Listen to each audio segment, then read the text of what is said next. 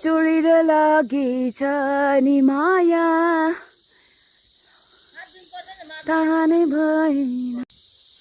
Wow, तपाईहरुलाई फेरि मैले ल्याइसकेको छु यस्तो दामी वन्डरफुल प्लेसमा है, जहाँ चाहिँ म बस्छु है।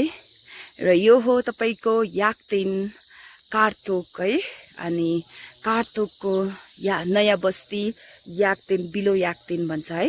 र मलाई यो डाँडा काँडा देखेर फेरि अस्तिको गीत मन पर्यो, जुन चाहिँ मुटुमै बसेछ नि माया थाहा नै भएन, चोरेर लगेछौ यो मुटु होसमै भएन, त्यो मनले त बुझिन यो मनले नि भन्न नै सकिन भन्दै तपाईहरुलाई ल्याइसकेको छु हाम्रो बारीमा है, जहाँ चाहिँ सानो बारी छ, जहाँ हाम्रो आमा र आप्पाले यति धेरै मेहनत गर्नुहुन्छ।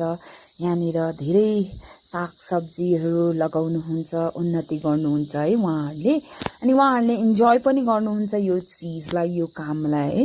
र हाम्रो लेकमा चाहिँ पोटेटो कल्टिभेसनको टाइम हो भनेदेखि गरम जग्गामा जहाँ जहाँ चाहिँ धान फल्छ है, त्यहाँ चाहिँ तपाईहरुको it's a time for harvesting of paddy है।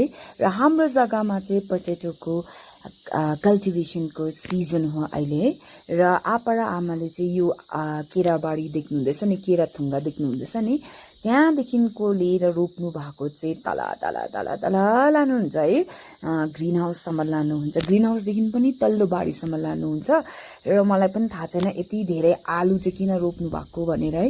सायद मेबी हाम्रो आमा र आप्पाले चाहिँ आलु रोप्नु भएर, सागसब्जी रोप्नु भएर, जे पनि रोप्नुहुन्छ घरमै मात्रै राख्दैन नि त, उहाँहरूले कमर्सियल वेमा पनि त्यो बजारमा लगेर सेल गर्नुहुन्छ है।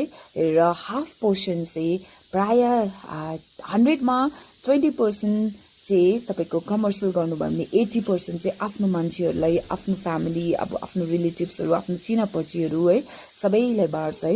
र म चाहिँ भिडियो बनाउँदै तपाईहरुलाई यो देखाउँदै चिया लिएर आएको थिएँ नि त आमा र आप्पाको लागि। र आमा र आप्पालाई चिया दिँदै है, उहाँहरूलाई हेर्नु नि, माथिको बारी चाहिँ फेरि कालो फर्टाइल सोइल देख्दैछ है, तल्लो बारी चाहिँ ड्राई देख्दैछ। यही सोधेको नि मैले चाहिँ।